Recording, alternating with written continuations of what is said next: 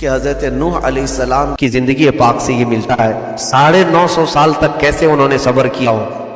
80 لوگوں کو لے کر کے چلتے رہے، صرف 80 لوگ. اور یہ ایسا نہیں ہے کہ آئے اور آپ عیش سے 950 سال گزار دی، بلکہ آپ کی دعوت اسلام کی بنیاد پر کئی مرتبہ آپ کو مارا گیا، زخمی کیا گیا، زنجیروں سے باندھ کر کے پھینک دیا جاتا تھا، بے ہوش ہو کر گرتے تھے. حضرت سیدنا نوح علیہ السلام کو بہت کافروں نے ستایا، پریشان کیا اور کہتے تھے کہ یہ مجنون ہے، دیوانہ ہے.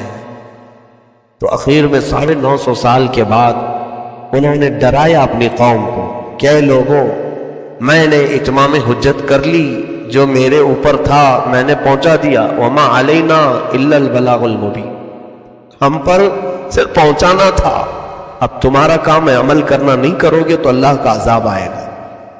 تو اس پر بھی کافر مذاق اڑاتے. کون سا عذاب، کیسا عذاب؟ تب حضرت نوح علیہ السلام نے رب تعالیٰ کی حضور عرض کیا، مولا یہ پوچھ رہے ہیں کہ عذاب کیسا ہوتا ہے، کون سا عذاب؟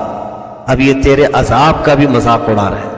فدعا ربہ انی مغلوب فانتصر، یہ دعا بھی ہے، اس کو یاد رکھ لیں. جب کبھی کوئی مظلوم ہو، کوئی کسی کو پریشان کر رہا ہے، تو یہ آیت کریمہ بہت ہی اہمیت کی حامل ہے. ربی انی مغلوب فانتصر، اے اللہ میں مغلوب ہوں، تو میری مدد فرما. میں مغلوب ہوں، مغلوب کا مطلب ہوتا ہے میرے اوپر لوگ غلبہ کر گئے، میرے اوپر لوگ ظلم کر رہے ہیں، میں مظلوم ہوں، مولا تو مدد کر. فانتصر، تو رب تعالیٰ اس کے فوراً بعد کیا فرماتا ہے؟ ففتحنا ابواب السماء، تو ہم نے فوراً آسمانوں کے دروازے کھول دیے. بماء منہمر، چھلکتے ہوئے پانی سے. اور اتنا ہی نہیں، نوح علیہ السلام نے کہا تھا، اور اس کے بعد پھر آسمان کے دروازے بارش کے لیے کھول دیے رب تعالیٰ نے. وہ رحمت کی بارش نہیں تھی جو قطرہ قطرہ ٹپکتی ہے، وہ بارش اتنی موٹی تھی کہ ایک ایک اس کی بوند ایک پورے پہاڑ کو بھگو سکتی تھی. اتنے بڑے بڑے اس میں سے بوندیں. آسمان کا دروازہ جب کھل گیا ہے تو پانی کیسا آئے گا؟ اور اتنا ہی نہیں، وَفَجَّرْنَا الْأَرْضَ عُيُونًا، اور اللہ فرماتا ہے زمین میں جتنے چشمے تھے ہم نے سب پھاڑ دیے، سب زمین نے پانی اگلنا شروع کیا. فَالْتَقَى الْمَاءُ عَلَىٰ أَمْرٍ قَدْ قُدِرَ، اوپر کا اور نیچے کا پانی دونوں جا کر اتنا ملا جہاں تک مولا چاہتا تھا. اب دیکھیے نوح علیہ السلام کی قوم میں جو سب سے بڑی بری عادت تھی وہ کفران نعمت تھی، یعنی نعمتوں کی ناشکری. جو بھی انہیں دیا جائے وہ کہتے یہ تھوڑی نہ کچھ چیز ہے، یہ کوئی اہم چیز نہیں ہے. یہ کفران نعمت اس کو کہتے ہیں، ناشکری. یہ اگر ہمارے درمیان ہے تو اللہ کے عذاب کو دعوت دینے والا گناہ ہے. حضرت نوح علیہ السلام اپنی قوم کو ڈراتے رہے. اس کے بعد اب جو طوفان نوح کا جو ایک منظر ہے وہ اس طرح تھا کہ اللہ رب العزت نے پہلے ہی حکم دیا نوح علیہ السلام کو کہ اے نوح، آپ ایک کشتی بنائیں، لکڑی کی کشتی بنائیں، اور اس میں اپنے ایمان والوں کو سوار کر لیں، اور جو ضروریات ہیں ان کو سب کو آپ اس کشتی میں لیں. نوح علیہ السلام نے کشتی بنانے کا کام شروع کیا. جہاں آپ تھے وہاں آس پاس قریب میں سمندر تو دور کی بات، کوئی ندی نالا بھی نہیں تھا جہاں یہ کشتی بنا رہے تھے. اور اتنی بڑی کشتی بنائے تھے، تقریباً وہ 80 گز لمبی تھی اور اتنی ہی چوڑی. اس میں تقریباً 5 یا 6 منزلیں یا جتنے بھی منزلیں اس میں محلے بنے ہوئے تھے. تو یہ لکڑی سے بنی جا رہی تھی، ایمان والے جو تھے بنا رہے.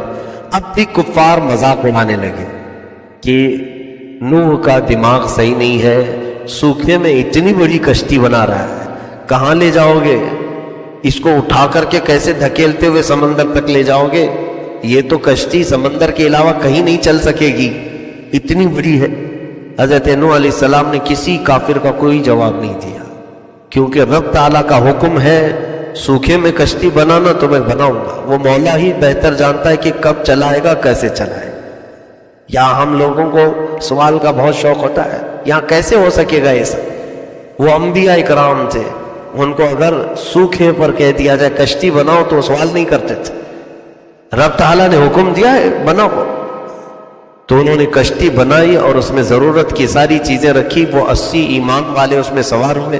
جانوروں میں سے ہر ایک جانور کا ایک ایک جوڑا آپ نے لے لیا. ہر ایک جانور کا ایک ایک جوڑا، ایک نر ایک مادہ، کتا ہو، بلی ہو یا اور بھی دیگر جانور جنگلی اور پرندے بھی، ان کے لیے ایک ایک منزلہ خاص کر دیا گیا تھا. اب یہ کشتی اتنے لوگوں کو لے کر تیار ہوئی، تب طوفان شروع ہوا، اور ایسا بھیانک طوفان، اللہ اکبر، کہ پانی آتا ہی رہا، آتا ہی رہا، آتا ہی رہا، ختم نہیں ہوا. اوپر سے پانی برس رہا ہے، نیچے سے بھی پانی نکل رہا ہے.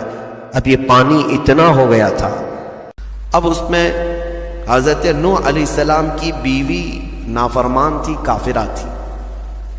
حضرت نوح علیہ السلام اللہ کے نبی ہیں، لیکن بیوی ان کی سرکش تھی، نافرمان تھی، کافروں کی مدد بھی کرتی تھی. حضرت نوح علیہ السلام کی بیوی ان پر کبھی ایمان نہ لائی، اور ان کا ایک بیٹا تھا حضرت نوح علیہ السلام کا، وہ بھی آپ پر ایمان نہیں لایا. اب جب بارش آنے لگی بہت تیز اور پانی بھرنے لگا، کشتی تیرنے لگ گئی، تو ایک پدری محبت ہوتی ہے جس کو کہتے ہیں شفقت پدری، یعنی باپ کی محبت اپنے بیٹے کے لیے ہر ایک کے دل میں کچھ نہ کچھ ہوتی ہے، چاہے کیسا بھی بیٹا ہو. تو حضرت نوح علیہ السلام پکارنے لگے اس کو کہ بیٹا آ جا میری کشتی میں، تو بچ جائے گا. تو وہ ڈھیٹ بن کر کے اکڑتا رہا اور کہا میں اونچے پہاڑ پر چڑھ جاؤں گا، مجھے تمہاری کشتی کی ضرورت نہیں. اپنے باپ کے خلاف گیا. تو حضرت نوح علیہ السلام کو غم ہوا کہ میرا بیٹا میری مانتا نہیں ہے، میرے خلاف ہے. توجہ، اللہ کے نبی کو حکم کیا ہوا؟ اللہ نے فرمایا قال یا نوح انہ لیس من اہلک، اے نوح وہ آپ کی اولاد میں سے ہے ہی نہیں. آپ کیوں غم کرتے ہیں اس بات کا؟ انہ عمل غیر صالح فلا تسألنی ما لیس لک بہ علم انی اعیذک ان تکون من الجاہلین. حضرت نوح علیہ السلام کو تنبیہ کی گئی، اللہ کی طرف سے تنبیہ آئی، آپ اس چیز کا سوال نہ کریں. وہ اللہ کی بارگاہ میں مانگ رہے تھے کہ مولا میرے اہل کو بچا لے، میرے اولاد کو بچا لے. پورا واقعہ اس میں موجود ہے کہ جب اللہ کے نبی کشتی پر سوار ہوئے تو کہا یا بنی ارکب معنا ولا تکن مع الکافرین، بیٹا آ جا، کافروں کے ساتھ مت جا. قال سآوی الی الجبل یعصمنی من الماء، میں اونچے پہاڑ پر چڑھ جاؤں گا، مجھے پانی سے کوئی چیز نہیں چھو بھی نہیں پائے گی. اللہ نے فرمایا کہ پھر حضرت نوح علیہ السلام نے اس سے پکار کر کہا لا عاصم اليوم، تجھے پتہ نہیں آج کوئی بچانے والا نہیں ہے، یہ عذاب کا دن ہے. انہ من امر اللہ، یہ اللہ کا حکم ہے. لیکن پھر بھی وہ نہ مانا، ہلاک ہو گیا، پانی میں ڈوب گیا، ختم ہو گیا. طوفان اتنا کہ زمین پر کوئی پہاڑ باقی نہیں، سب ڈوب چکے تھے. اب اندازہ کرو کہ پانی کتنا آیا ہوگا زمین پر. نہ کوئی گھر باقی رہا، نہ کوئی عمارت باقی رہی. پورا کا پورا پورے روئے زمین پر سوائے ایک کشتی کے کوئی چیز باقی نہیں تھی. سارے درخت ڈوبے ہوئے تھے، سارے پہاڑ ڈوبے ہوئے تھے، عمارتیں تو تھی نہیں اتنی لیکن پھر سب ڈوبے ہوئے. اور پوری روئے زمین پر ایک کشتی چلی جا رہی ہے. اللہ رب العزت جب کسی کو حفاظت میں لے تو وہ اپنے عذابات سے بھی اس طرح سے محفوظ رکھتا ہے. یہ کشتی چلتی رہی چلتی رہی، 40 دن گزر گئے اس طوفان میں تقریباً. اس کے بعد نوح علیہ السلام نے دعا کرنا شروع کیا، اے رب قدیر اس بھیانک عذاب سے ہم سب کو تو نجات عطا فرما. اس آئے ہوئے طوفان سے ایمان والوں کو اب خیر سے تو صحیح سلامت کنارے لگا. نوح علیہ السلام کی دعا پھر رب تعالیٰ نے قبول فرمائی، اور پھر اس طوفان کے پانی کو پھر دنیا سے ہٹا دیا گیا، زمین سے ہٹ گیا. اب آپ دیکھیں، بعض لوگ ٹیکنیکل پوائنٹس کی طرف دیکھتے ہیں کہ پانی کیسے بھر گیا. رب تبارک و تعالیٰ جب پانی کو پھیلانا چاہے تو پھر وہ تمہارے گھروں کے اندر دیواروں سے بھی پانی کو نکال سکتا ہے. اور پھر قرآن پاک میں اللہ نے اس کا ذکر فرمایا، جب اس کا عذاب آئے تو پھر تم مدد بھی نہیں کیے جا سکو گے، کوئی تمہاری مدد نہیں کر سکے گا. تو بہرحال نوح علیہ السلام کی قوم پر آیا ہوا عذاب، جس میں پوری قوم تباہ و برباد ہو گئی، ہلاک ہو گئی، وہ سڑ گئے، ان کی لاشیں تک نہیں ملی، وہ طوفان میں گل گئے۔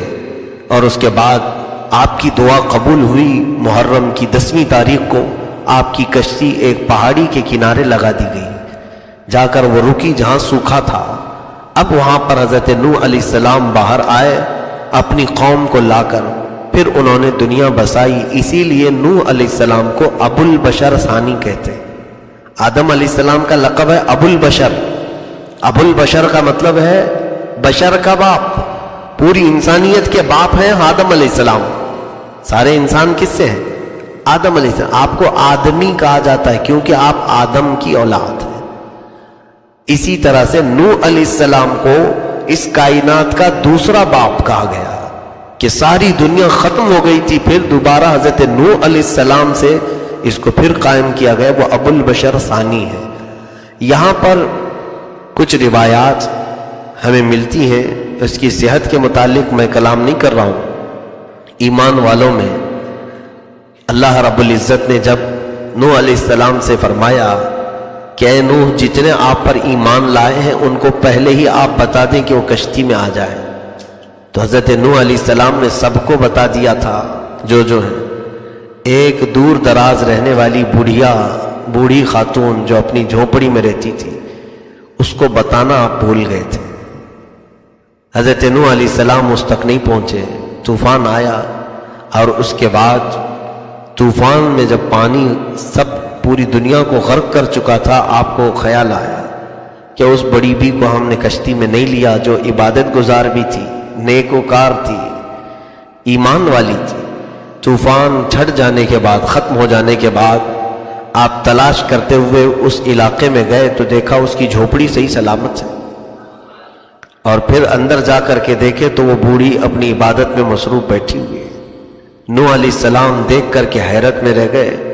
اس بوڑھی نے پلٹ کر کے پوچھا، اے اللہ کے نبی، ابھی طوفان آیا نہیں؟ جس کا آپ نے ہمیں ڈرایا تھا، جس کا وعدہ آپ نے کیا تھا، تو آپ نے فرمایا وہ آیا بھی، ختم بھی ہو گیا۔ کہا نہیں، مجھے اس کا کوئی احساس نہیں ہوا۔